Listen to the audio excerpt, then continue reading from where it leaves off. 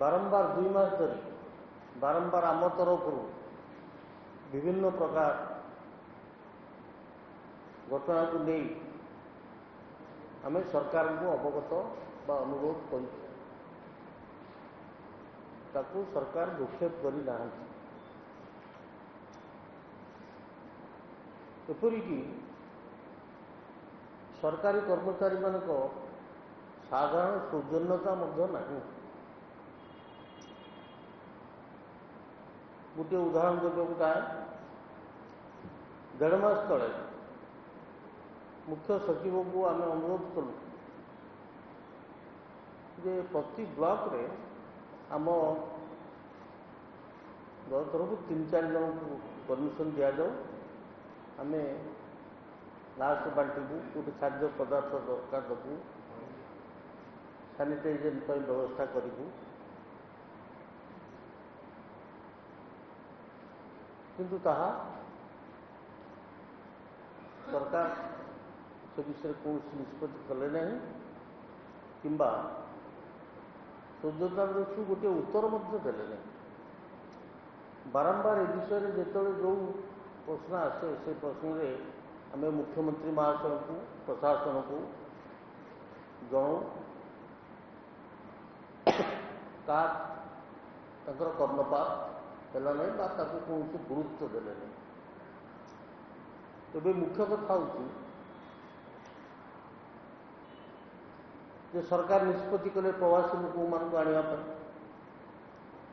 प्रवासी विषय आम बहु आगु सरकार को अनुरोध करूँ आसु आसु तो समय लगे ये समय भितर ताकर से रहा खाଇବା व्यवस्था करा ना लोक बड़ अनाथ एना विभिन्न राज्य में ओडिया माने सेकेंड क्लास सिटीजन हिसाब से व्यवहार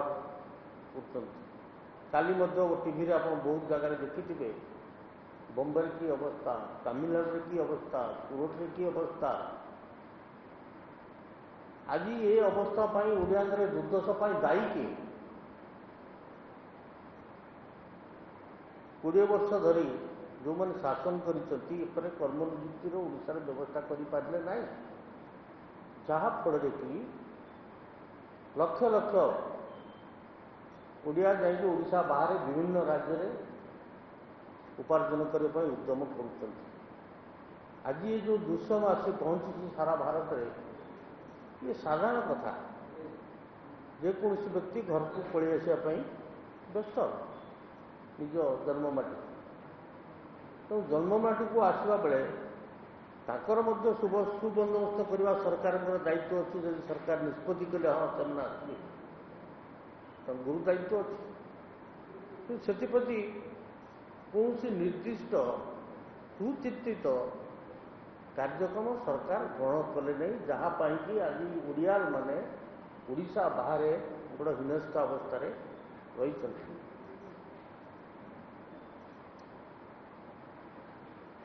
आम दल सभानेत्री सोनिया गांधी 4 तारीख दिन निष्पत्ति कले जे निडी श्रमिक मानू निज राज्य को फेरी जावाई कांग्रेस दल प्रस्तुत अच्छे। रेलवे टिकेट जो मैंने निडी गरीब से रेलवे टिकेट दवाई प्रस्तुत अच्छी से कार्यक्रम ग्रहण कर परिप्रेक्षी आम ओडिशा सरकार को जनइलु मुख्य सचिव को जनइलु बाहर श्रमिक मान को आने जी नोडाल अफिसर अच्छा जनइलु 3 दिन धरी आम ऑफिस को बारंबार अनुरोध कले से समय दवापाई प्रस्तुत हुंतु। शेष 2 दिन पर कहले श्रम विभाग सेक्रेटरी की देखा कर श्रम विभाग सेक्रेटरी समय देले नहीं नोडाल सचिव जी सी देले नहीं तमें सी कौन कहारी सहयोग चाहती नहीं क्या सहित आलोचना कौन राजनैतिक दल सहित आलोचना करने प्रस्तुत नुह। ए कार्यक्रम रे भारत वर्ष रे अन्य विभिन्न प्रदेश रे ଚିଫ୍ ସେକ୍ରେଟାରୀ ମାନେ ଡାକୁଛନ୍ତି, ଆଲୋଚନା କରୁଛନ୍ତି, ତାଙ୍କର ବକ୍ତବ୍ୟ ଯାହା କହିବା କଥା ସିଏ କହୁଛନ୍ତି, କ'ଣ କରିପାରିବେ ନ କରିପାରିବେ ଇତ୍ୟାଦି ଅଲଗା କଥା। କିନ୍ତୁ ଆମ ରାଜ୍ୟରେ ଇଏ ସରକାର ପ୍ରସ୍ତୁତ ନୁହନ୍ତି ତାହା ସହିତ ମଧ୍ୟ ଆଲୋଚନା କରି କିଛି ନିଷ୍ପତ୍ତି ନେବା ପାଇଁ। ଇଏ ହେଲା ସରକାରଙ୍କର ମାନସିକତା ଏବଂ ତାଙ୍କର କାର୍ଯ୍ୟକାରିତା ଉପାୟ। ସେଥିପାଇଁ ଆମେ ଦୁଃଖର ସହିତ ଏ କଥାଟି କହିବାକୁ ଚାହୁଁଛୁ ଯେ ଆଜି ଓଡ଼ିଶାର ଯେଉଁ ପରିସ୍ଥିତି ପହଞ୍ଚିଛି ସରକାରଙ୍କ ଦୂରଦୃଷ୍ଟି ଅଭାବରୁ, ଯଦି ପ୍ରଥମେ ଆମେ ଯାହା କହିଥିଲୁ ଯଦି ସରକାର କରିଥାନ୍ତେ ତାହେଲେ ଆଜି ଏ ପରିସ୍ଥିତି ଏପରି ଭୟାନକ ହୋଇନଥାନ୍ତା, ଆୟତ କରି ହେଇଥାନ୍ତା। 100% ଆୟତ କରି ହେବ ତା ସମ୍ଭବ ନୁହେଁ। ଏ ଯେଉଁ ବିଭୀଷିକା ସାରା ପୃଥିବୀରେ ଦେଖାଯାଇଛି, ଏହା ଯେ କେହି ଲୋକ କହିବ 100% ଆୟତ କରି ଦିଆଯିବ, ଏହା ସମ୍ଭବ ନୁହେଁ। କିନ୍ତୁ ଯେତିକି ସମ୍ଭବ ହୋଇପାରିଥାନ୍ତା, ଯେତିକି ମିନିମାଇଜ୍ ହୋଇପାରିଥାନ୍ତା, ତାହା ଏ ସରକାର ଜାଣିଶୁଣି ବା ତାଙ୍କର ଅଜ୍ଞତାବଶତଃ, ତାଙ୍କର ଉଦ୍ଧତ୍ୟବଶତଃ ଆଜି ତାହା ହୋଇପାରି ନାହିଁ ଓଡ଼ିଶାରେ, ଯେଉଁଥିପାଇଁ କି ଲକ୍ଷ ଲକ୍ଷ ଓଡ଼ିଆ ଶ୍ରମିକ ଭାଇ ଆଜି ହିନସ୍ତାରେ ବିଭିନ୍ନ ପ୍ରଦେଶରେ ରହୁଛନ୍ତି। ତେଣୁ ବର୍ତ୍ତମାନ ଇଏ ସମୟ ନୁହେଁ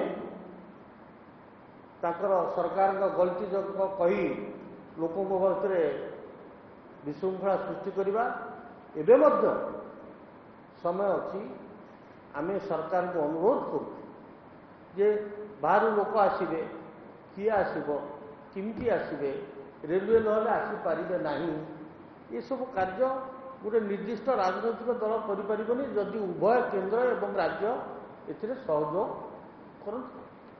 ଆମେ ହଜାର ହଜାର ସଂଖ୍ୟାରେ ଫୋନ୍ ପାଉଛୁ, କିନ୍ତୁ ଆମେ କ'ଣ କରିବୁ?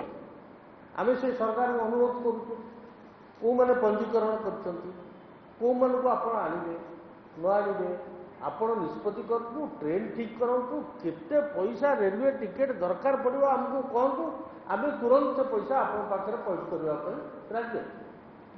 ଏହିପରି ପ୍ରସ୍ତାବ ମଧ୍ୟ ଅନ୍ୟାନ୍ୟ ରାଜ୍ୟରେ ଦିଆଯାଇଛି। ଅନ୍ୟାନ୍ୟ ରାଜ୍ୟରେ ଶାସନ କଳ ସେମାନଙ୍କ ସହିତ ଆଲୋଚନା କରୁଛନ୍ତି, କିନ୍ତୁ ଆମ ରାଜ୍ୟରେ ଆଲୋଚନା କରିବା ପାଇଁ ମଧ୍ୟ ପ୍ରସ୍ତୁତ ନୁହନ୍ତି। ତେଣୁ ଆପଣମାନଙ୍କ ମାଧ୍ୟମରେ ଓଡ଼ିଶାବାସୀଙ୍କୁ ଅନୁରୋଧ କରିବାକୁ ଚାହେଁ, ଆମେ ଯେଉଁ ପ୍ରତିଶ୍ରୁତି ଦେଇଛୁ ଏପର୍ଯ୍ୟନ୍ତ ସେ ପ୍ରତିଶ୍ରୁତିରେ ଆମେ ଦୃଢ଼ ପରିକର, ତାହା କରିବା ପାଇଁ ପ୍ରସ୍ତୁତ ଅଛୁ। କିନ୍ତୁ ଆମେ ସରକାରଙ୍କର ସହଯୋଗ ଚାହୁଁଛୁ, ସରକାରଙ୍କର ଉପଦେଶ ଚାହୁଁଛୁ। ସରକାର ଆମମାନଙ୍କ ସହଯୋଗ ନିଅନ୍ତୁ ଓଡ଼ିଶାବାସୀଙ୍କୁ ବଞ୍ଚାଇବା ପାଇଁ, ଓଡ଼ିଶାବାସୀଙ୍କର ଦୁଃଖ ସମୟରେ ଠିଆ ହେବା ପାଇଁ। ସେଥିପାଇଁ ଆମ ଦଳ ସବୁବେଳେ ପ୍ରସ୍ତୁତ ହେଇକି ରହିଛି। ଆପଣଙ୍କୁ ସେ ମୁଖ୍ୟ ସଚିବଙ୍କ ପାଖକୁ ଯେଉଁ ଚିଠି ଦେଇଥିଲୁ ତାର ଗୋଟିଏ ଗୋଟିଏ କପି ଆମେ ଆପଣଙ୍କୁ ଦେଉଛୁ। ତା ଛଡ଼ା ଏ ବିଷୟ ଅନ୍ୟ କିଛି ଯଦି ଆପଣଙ୍କର ପ୍ରଶ୍ନ କରିବାର ଅଛି ଆପଣ କରନ୍ତୁ। କିନ୍ତୁ ହଁ, ହେଲ୍ପଲାଇନ୍ 12ଟା ଅଛି, ସେଥିରୁ କ'ଣ ମିଳିବ? କ'ଣ ମିଳିବ କ'ଣ? ଆମର ଯେଉଁ ହେଲ୍ପଲାଇନ୍ ଅଛି ଏ ବିଷୟରେ 7428503040। ତେଣୁ ଯାହା ଆପଣ ଭାବନ୍ତୁ ନାହିଁ, ଆମକୁ ଦୁଃଖ ଲାଗିବାରୁ ଏକଥା କହିବାକୁ ଆମେ ବାଧ୍ୟ ହେଉଛୁ। କାହିଁକିନା ଆଜି ଲକ୍ଷ ଲକ୍ଷ ଓଡ଼ିଆ ହିନସ୍ତାରେ ଓଡ଼ିଶା ବାହାରେ ଅଛନ୍ତି। ଆମର ଅପାରଗତା ପାଇଁ ସେମାନେ ଆଜି ବାହାରକୁ ଯିବା ପାଇଁ ବାଧ୍ୟ ହେଉଛନ୍ତି। ଏବଂ ଏଇ ଯେଉଁ ବିପଦ ସମୟରେ ଯଦି ସରକାର ଆଉ ଆମେ ସାଧାରଣ ଲୋକ ମଧ୍ୟ ଯେକୌଣସି ଅନୁଷ୍ଠାନ ହେଉ, ବ୍ୟକ୍ତି ହେଉ, ଦଳ ହେଉ, ଯଦି ଆମେ ଆଗଭର ହେଇକି ନ ବାହାରିବା ତାହେଲେ ଆମ ଓଡ଼ିଆ ଭାଇମାନେ କିପରି ସାମାନ୍ୟତମ ସାହାଯ୍ୟ ଟିକେ ପାଇବେ? କିନ୍ତୁ ସବୁକିଛି ଯଦି ପବ୍ଲିସିଟିରେ ରହିବ, ସବୁକିଛି ଯଦି ଖାଲି ପ୍ରଚାର ଏବଂ ପ୍ରତାରଣାରେ ରହିବ, ତାହେଲେ ଆଜି ଓଡ଼ିଶାବାସୀଙ୍କର ଅବସ୍ଥା କ'ଣ ହେବ? ଯେଉଁ କ୍ୱାରେଣ୍ଟାଇନ୍ ସେଣ୍ଟର ଖୋଲାଯାଇଛି, 6000 ଊର୍ଦ୍ଧ୍ୱ କ୍ୱାରେଣ୍ଟାଇନ୍ ସେଣ୍ଟର ଖୋଲା ହେଇଛି ବୋଲି କୁହାଯାଉଛି। 5 ଲକ୍ଷରୁ ଅଧିକ ବେଡ୍ ତିଆରି କରାହେଉଛି ବୋଲି କୁହାଯାଇଛି। ଆମେ ଟିଭିରେ ଦେଖୁଛୁ, କାହିଁକିନା ଆମମାନଙ୍କୁ ସେଠି ତ ଯିବା ପାଇଁ ପରମିସନ୍ ନାହିଁ। ଟିଭିରେ ଯାହା ଦେଖୁଛୁ ସେଠି ଗୋଟେ ଶୋଚନୀୟ ଅବସ୍ଥା। ତେଣୁ ଇଏ ଖାଲି ପ୍ରଚାର, ଭଲ ଭଲ ଫଟୋ ବି ଦେଖୁଛୁ, କିନ୍ତୁ ତା ସାଙ୍ଗରେ ଖରାପ ଫଟୋ ମଧ୍ୟ ଦେଖୁଛୁ। ଗଞ୍ଜାମର ଗୋଟେ କ୍ୱାରେଣ୍ଟାଇନ୍ ସେଣ୍ଟରରେ ମାତ୍ର ଗୋଟିଏ ଲୋକ, ମା ବାପ ଖାଦ୍ୟ ଧରିକି ଆସୁଛନ୍ତି ସେ ପିଲାକୁ ଦେବା ପାଇଁ, ଖାଇବା ପିଇବାର ବ୍ୟବସ୍ଥା ନାହିଁ, ରହିବାର ବ୍ୟବସ୍ଥା ନାହିଁ। ଆଉ କେଉଁଠି ତା ସରପଞ୍ଚ କହୁଛନ୍ତି କାରଣ ମୁଁ ସେ ପିଅନକୁ କହିଦେଇଥିଲି ଖାଇବାକୁ ଦେବା ପାଇଁ। ଏହିପରି ଓଡ଼ିଶାର ବିଭିନ୍ନ ସ୍ଥାନରେ ଇଏ ରହିଛି। ଆମର ଭାଗ୍ୟ ଭଲ, ଓଡ଼ିଶାରେ ଆହୁରି ଆକ୍ରାନ୍ତ ବଢ଼ିଯାଆନ୍ତାନି, କିନ୍ତୁ ବିଶେଷଜ୍ଞମାନେ ଯାହା କହୁଛନ୍ତି ଯେଉଁମାନେ ମ୍ୟାଲେରିଆ ଟ୍ରିଟମେଣ୍ଟ ପାଇଥିବେ ତାଙ୍କର ରେଜିଷ୍ଟାନ୍ସ ପାୱାର ବେଶୀ। ଓଡ଼ିଶା ହେଉଛି ଭାରତବର୍ଷର ସବୁଠାରୁ ବେଶୀ ମ୍ୟାଲେରିଆ ପ୍ରବଣ ରାଜ୍ୟ, ସେଇ ତୁଳନାରେ ଆମର ଓଡ଼ିଶାରେ ଆଜି କମ୍ ହେଉଛି, କେହି ବାହାଦୁରୀ ନେବାର ନାହିଁ। ସେଇଠି ଝାଡ଼ଖଣ୍ଡ ମଧ୍ୟ ସେଇ ଅବସ୍ଥା, ୱେଷ୍ଟବେଙ୍ଗଲର ଯେଉଁ ଟ୍ରାଇବାଲ ଏରିଆରେ ମଧ୍ୟ ସେଇ ଅବସ୍ଥା, ବିହାରର ଟ୍ରାଇବାଲ ଏରିଆରେ ମଧ୍ୟ ସେଇ ଅବସ୍ଥା। ଆଜି ଓଡ଼ିଶାରେ ଯେଉଁ ଅବସ୍ଥା ଅଛି ସେଥିରେ ବାହାଦୁରୀ ନେବାର କିଛି ନାହିଁ, କିନ୍ତୁ ଯାହା ହଉ ନା କାହିଁକି ଯେତିକି ଲୋକ ଆଜି ସଂକ୍ରାମିତ ହେଉଛନ୍ତି ଆମେ ସମ୍ପୂର୍ଣ୍ଣ ରୂପେ ତାକୁ ନିରୋଧ କରିଦେବା ତା ମୁଁ କହିବି ନାହିଁ, କିନ୍ତୁ ଅପେକ୍ଷାକୃତ ଭାବରେ ତାକୁ ଆହୁରି ଯେଉଁ ସମୟରେ ଆମେ ଆରମ୍ଭ କରିଥିଲେ, ଆମ ରାଜ୍ୟ ଆରମ୍ଭ କରିଥିଲା ତାକୁ କଣ୍ଟ୍ରୋଲ କରାଯାଇ ପାରିଥାନ୍ତା। କିନ୍ତୁ ଆମର ଦୂରଦର୍ଶିତା ଅପାରଗତା ପାଇଁ ଆଜି ଓଡ଼ିଶାବାସୀ ଏ ହୀନସ୍ଥାରେ ଅଛନ୍ତି। ଏବେ ଆମେ ସରକାରଙ୍କୁ ଅନୁରୋଧ କରିବାକୁ ଚାହୁଁ, ଯେଉଁ ପ୍ରତିଶ୍ରୁତି କଂଗ୍ରେସ ଦଳ ଦେଇଛି ଯେ ନିଡି ଶ୍ରମିକମାନଙ୍କୁ ବାହାରୁ ଆଣିବା ପାଇଁ ସହଯୋଗ କରିବ, ଆମେ ସହଯୋଗର ହାତ ବଢ଼ାଉଛୁ। ହେ ସରକାର, ଓଡ଼ିଶାବାସୀଙ୍କୁ ରକ୍ଷା କର। ଆମେ କଂଗ୍ରେସ ଦଳ ତରଫରୁ ଯାହା ସହଯୋଗ କରିବା କଥା କରିବା ପାଇଁ ପ୍ରସ୍ତୁତ ଅଛୁ। ସରକାର ସହଯୋଗ କରନ୍ତୁ, ନହେଲେ ନିଜେ କରନ୍ତୁ। ଯଦି ସେ କୌଣସି ଦଳର କୌଣସି ବ୍ୟକ୍ତିର ସାହାଯ୍ୟ ନେବା ପାଇଁ ଚାହୁଁନାହାନ୍ତି, ନିଜେ ଓଡ଼ିଶାବାସୀଙ୍କୁ ବଞ୍ଚାନ୍ତୁ। ଆମ ଆଖି ଆଗରେ ଓଡ଼ିଶାବାସୀ ହୀନସ୍ଥା ହେଇକି ଅନ୍ୟାନ୍ୟ ରାଜ୍ୟରେ ହଇରାଣ ହରକତ ହେବେ, ସେକେଣ୍ଡ କ୍ଲାସ୍ ସିଟିଜେନ୍ ବୋଲି ତାଙ୍କୁ ପରିଗଣିତ କରାଯିବ। ମୁଁ ଖାଲି ଆପଣଙ୍କୁ ସ୍ମରଣ କରିଦେବା ପାଇଁ ଚାହେଁ, 1993 ମସିହା ଏପ୍ରିଲ ମାସ ଗୁଜରାଟ ସରକାର ତାଙ୍କର ସେଠିକାର ଅଫିସରମାନଙ୍କୁ ପଠାଇଲେ, ଗଞ୍ଜାମରେ ବିଭିନ୍ନ ସ୍ଥାନରେ ମିଟିଂ ହେଲା ଏବଂ ସେ ଅଫିସରମାନେ ହଜାର ହଜାର ଶ୍ରମିକ ଗଞ୍ଜାମରୁ ନିମନ୍ତ୍ରଣ କରିକି ନେଇଥିଲେ ସୁରଟ, ତାଙ୍କର ସେଠି ସୂତାକଳ ଲୁଗାକଳ ଚାଲିବ ବୋଲି। ଆଜି ସେଇମାନଙ୍କର ଅବସ୍ଥା କ'ଣ? କାଲି ସରକାର କହୁଥିଲେ ଯେ ଏମାନଙ୍କୁ କ୍ୱାରେଣ୍ଟାଇନ୍ରେ କାମ ଦିଆଯିବ। କ'ଣ କାମ ଦିଆଯିବ ନା ବଗିଚା କାମ କରିବେ ଆଉ ରଙ୍ଗ ଦେବେ। ଆଜ୍ଞା, ଗାଁ ଗଣ୍ଡାରେ କେତେ ରଙ୍ଗ ଦେବେ? ଏଇଟା ଗୋଟେ ପ୍ରାକ୍ଟିକାଲ କଥା। ବଗିଚା କାମ କହିଲେ ହଁ ଟିକେ କିଛି ମାନେ ଅଛି, ଗାଁ ଗଣ୍ଡାରେ ଯେତେ ଘର ଅଛି ତାକୁ ରଙ୍ଗ ଦେଇଦେବେ। ଇଏ ଗୋଟେ ଅବାସ୍ତବ କଥା ସବୁବେଳେ କହିବା ପାଇଁ ସରକାର ଲାଗିଛନ୍ତି, ଅବାସ୍ତବ ପ୍ରସ୍ତାବ ଦେଉଛନ୍ତି। ଯିଏ 15 ବର୍ଷ 20 ବର୍ଷ ଧରି ସେଠି ସୂତା ଲୁଗା ବୁଣିଛି, ସୂତା କାଟିଛି, ସିଏ ଆଜି ମହାତ୍ମା ଗାନ୍ଧୀ କର୍ମ ଯୋଜନାରେ ମାଟି କାଟିବ? ଆମେ ମୂଳରୁ ସେ କଥା ଆରମ୍ଭରୁ କହି ଆସିଛୁ ଯେ ହେ ସରକାର, ଚାଷୀମାନଙ୍କ କଥା ବୁଝ, ଭବିଷ୍ୟତ କଥା ଚିନ୍ତା କର। ଚାଷୀମାନେ କେମିତି ଚାଷ କରିବେ? ଏପର୍ଯ୍ୟନ୍ତ ଚାଷୀମାନେ ଖାଲି କ'ଣ ନା ହଁ ଚାଷୀମାନଙ୍କୁ ଫ୍ରି କରିବେ। କ'ଣ ଫ୍ରି? ସେ ଚାଷ କରିବେ କେମିତି? ପଇସା କେଉଁଠୁ ଆଣିବେ? ବିହନ କେଉଁଠୁ ଆଣିବେ? ଚାଷ କାମ କରିବେ କେମିତି? ରବି ତ ମାଡ଼ ଖାଇଲା। ରବି ଚାଷ ସମ୍ପୂର୍ଣ୍ଣ ରୂପେ ଚାଷୀମାନେ ମାଡ଼ ଖାଇଲା। ଦୁଗ୍ଧ ଚାଷୀ ଆଜି କି ଅବସ୍ଥାରେ ଅଛନ୍ତି? କପା ଚାଷୀ ଆଜି କି ଅବସ୍ଥାରେ ଅଛନ୍ତି? ମକା ଚାଷୀ ଆଜି କି ଅବସ୍ଥାରେ ଅଛନ୍ତି? ଆଖୁ ଚାଷୀ ଆଜି କି ଅବସ୍ଥାରେ ଅଛନ୍ତି? ସେଥିପାଇଁ ସରକାର କି ପଦକ୍ଷେପ ଗ୍ରହଣ କଲେ? ହେଲା, ପୁଣି ଖରିଫ ଚାଷଟି କରିବେ କେମିତି? ଏ ପର୍ଯ୍ୟନ୍ତ ସରକାରଙ୍କର ବିଧିବଦ୍ଧ ଭାବରେ କୌଣସି ନିଷ୍ପତ୍ତି ନାହିଁ। ରାଜନୈତିକ କାରଣରୁ ଦୃଷ୍ଟିକୋଣରୁ ଦେଖି ସେମାନେ ରେସନ କାର୍ଡ ଦେଇ ଚାଲିଲେ। ଯେଉଁମାନଙ୍କୁ ରେସନ କାର୍ଡ ଦେଲେ ନାହିଁ, ଆଜି ସେମାନଙ୍କର ଅବସ୍ଥା କ'ଣ? ଆଜି ସେମାନଙ୍କର ଅବସ୍ଥା କ'ଣ?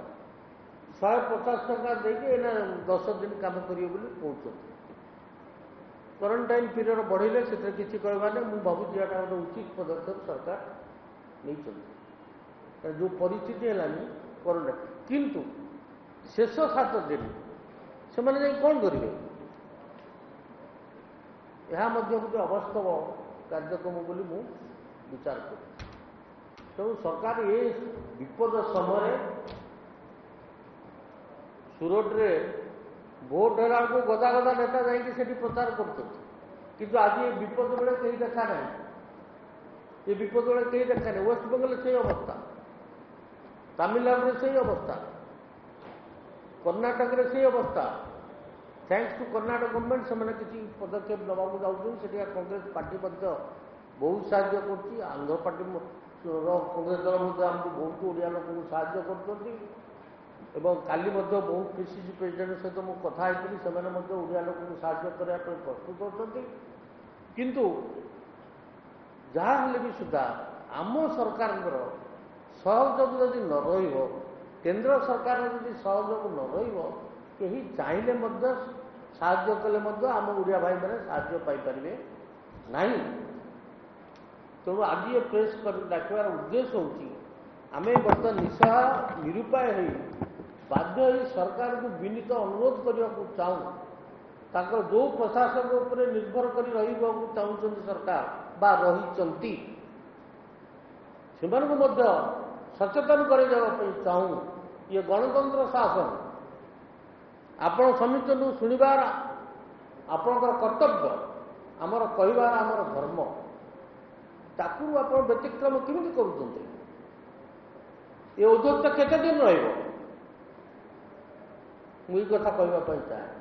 आम तथापि जिते आमको लज्जा हेले कहले हतादर कले आम तथापि ओडिया भाई मानू प्रवासी ओडिया श्रमिक भाई मानू साहाय्य करने प्रस्तुत होचु। सरकार को सहयोग करने प्रस्तुत होचु। सरकार को सहयोग करने अर्थ ओडिया भाई मानू सहयोग करवा से प्रस्तुत होती। ओडिशा सरकार से विषय विचार करेंगे एवं आपण मैंने आचरण उच्चारण कार्यक्रम को आपण मीडिया माध्यम साधारण लोक को सचेतन करातु, सरकार को सचेतन करातु एवं जो मैंने साहाय्य करने बाहरी आसुँच से भी सचेतन करूँ। ये विपद समय आम समस्ते एकाठी कार्य करने समय समस्त प्रकार साहाय्य आम सरकार को करने प्रस्तुत हो। ए पर्यंत सरकार जो जो पदक्षेप नौ सबुठ आम समर्थन करूँ। भविष्य करूँ सरकार भावी चिंती आलोचना करी जो निष्पत्ति नेबे ओडिशार स्वार्थ ओडिशार जनसाधारण स्वार्थ कांग्रेस दल बद्धपरिकर सरकार को साहाय्य सहयोग करिबो ओडिशार जनसाधारण स्वार्थ। तेणु आम सहयोग हाथ बढ़ेले सरकार तक ग्रहण करने प्रस्तुत नुह। आम कौन कर आम निरुपाय व्यक्तिगत भाव में विभिन्न स्थान में सारा ओडिशा रे कांग्रेस लोक जी शक्ति अच्छी से कार्यक्रम चल कौटी खाद्य दबा कौटी रेशन दबा कौटी मास्क दबा ये कार्यक्रम कांग्रेस दल तरफ कराऊ। किंतु काली जो वर्ल्ड हेल्थ ऑर्गेनाइजेशन तरफ जो कथा कहगला आम से भयभीत हो। किंतु मुशावासी को कहवाई चाहे ए भयभीत हबार कारण ना। ये को 100 वर्ष ये गोटे विभीषिका आसी सारा विश्व को संक्रामित कर जदि भय कर सी आमको ग्रास कर। आम भय करवा नहीं, युद्ध करवा, सरकार जो निष्पत्ति नेबे ताकू मानिबा एवं कोरोना सहित युद्ध करी ओडिशावासी भारतवासी विश्ववासी को बचाइवाई चेष्टा करवा। मु खाली आपण मानक ज्ञानी लोक कोई कहला चाहे कोरोना बेसी होची कौटी डेभलप कंट्री बेसी हो। अमेरिका इंग्लैंड होची, फ्रांस होची, इटाली होची, ये सब देश में बहुत चाइना रे हला, जापान रे हला, जर्मन है से तुलन में भारत वर्ष है। एवं विशेषज्ञ मैंने कहते जो मैंने मेलेरिया आक्रांत अंचल से इम्यूनिटी पावरटा बेसी।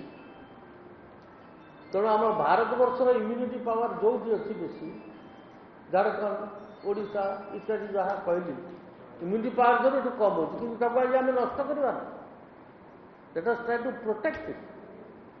ताकू प्रोटेक्ट करी सुचिंतित उपाय जिते पारा जाए ओडिया लोकंकु प्रवासी ओडिया लोकंकु एवं ओडिशा रे थिबा लोक मानकु साहाय्यर हाथ बढ़ेबार अछि सेहीपरि भाव में निष्पत्ति नबार अछि एवं सेहीपरि भाव खाली एठी निष्पत्ति करी दीनी टीवी रे कहीदेले लोके साधारण लोके तार उपकारिता पाइबे नहीं फील्ड रे मध्य सेहीपरि ता उपयोग होची सरकार जहाँ निष्पत्ति करुछंती जहाँ साहाय्य करुछंती ताहा प्रकृत पक्षरे फील्ड रे कार्यकारी होउची ये कथा को ये दुख समय भितर सरकार मध्य गभीर भाव में चिंता करी विचार करी सबू देखिबार अछि एतिक मात्र मोर कहबार अछि धन्यवाद नमस्कार।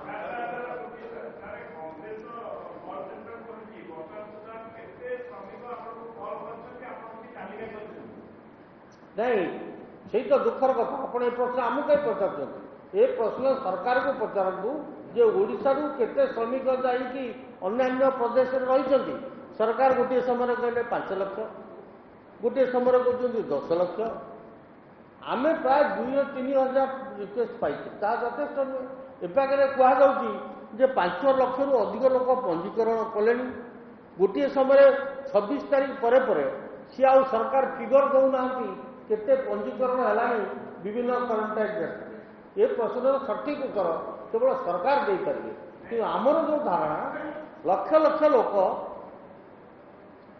प्राय 15-20-30 लाख ऊर्ध्व लोक ओडिशा लोक ओडिशा बाहर अच्छा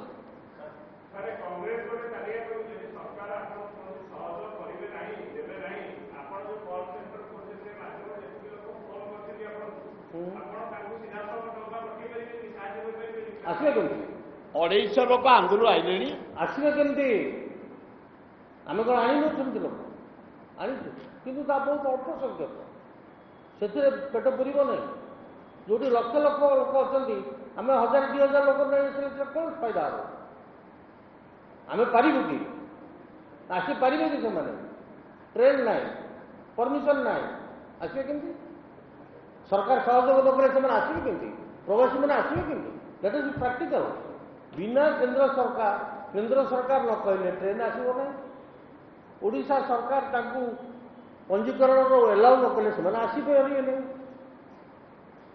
आमको जी फोन करते 2-3 हजार लोक कि 4 हजार लोक आम तो करूँ कौन से आज मिनिमम निवेदन होची सरकार को जे ताकू वर्तमान से आसला पर्यंत ताकर रहिबा खाइबा पीबार व्यवस्था करंतु जदि ओडिया को बंचेबा चाहे एवं सेमानकु जदि आनिया पई सरकार चाहूँती ताले ताकर आसीबार व्यवस्था करंतु आमे निडी लोक गरीब लोकंकर को सहायता करने पे कांग्रेस दल रेलवे टिकेट खर्च दे आमे प्रस्तुत नहीं आम पाखक कल आसबार बेसी तो निश्चय सूरत तापरे तमिलनाडु तापरे वेस्ट बेंगल दिल्ली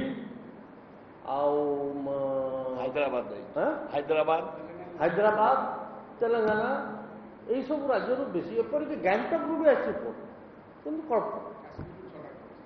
जम्मू आसी बेसी हूँ गुजरात तमिलनाडु कर्णाटक और दिल्ली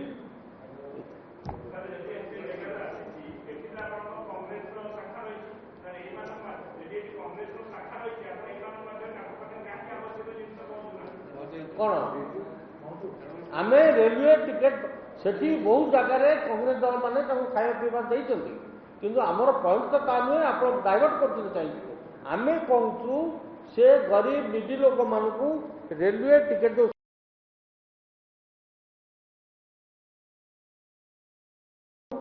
सरकार को क्रिटिसाइज करने चाहूँ ये से समय नुहे आम भावप्रियता हिसाब से किसी जब कहीदे था से आपको क्षमा करेंगे किंतु एकमात्र अनुरोध वर्तमान सरकार को ओडिया मान को बंचन जो ओडिया भाई मैंने ओडिशा बाहर अच्छी से किपरि भाव में सहयोग करें सहयोग हाथ बढ़ेचु ग्रहण करेंगे इच्छा ग्रहण कले आम नाचा ग्रहण न कले से मानकर प्रशासनिक क्षमता पाखे थाउ राजनैतिक क्षमता तांकर थाउ आमर से किसी कहबार नहीं किंतु आमे जड़े ओडिया लोक हिसाब से ओडिशा बाहर जो ओडिया भाई मैंने आज हंतसंत होगी हिनस्ता होती एटा आमर नैतिक कर्तव्य बोली आम मन करी आम दल यह निष्पत्ति करूँ।